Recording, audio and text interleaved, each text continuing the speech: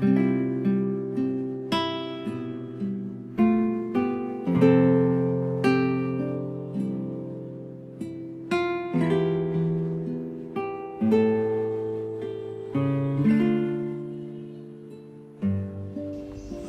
balita 1:14:6:14. Ang mabuting balita ng Panginoon ayon kay San Juan.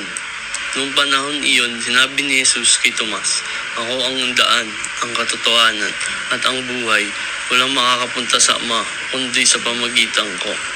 Kung ako'y kilala nyo, kilala na rin ninyo ang aking Ama.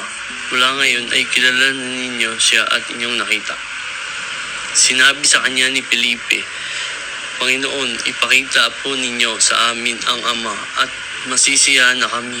Sumagot si Jesus, "Matagal na ninyo akong kasama, Felipe, di yata't hindi mo pa ako nakikilala.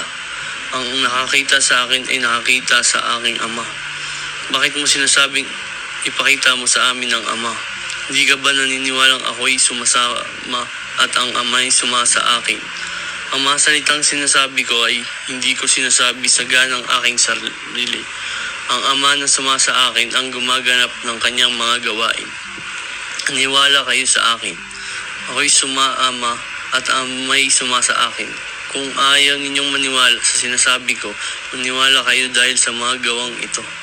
Sinasabi ko sa inyo, ang nananalig sa akin at makakagawa ng mga ginagawa ko.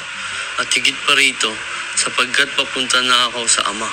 At anumang hilingin ninyo sa Ama sa aking pangalan ay gagawin ko, upang maparangalan sa Ama sa pamamagitan ng Anak. Gagawin ko ang anumang hilingin ninyo sa pangalan ko. Ang mabuting balita, Panginoon."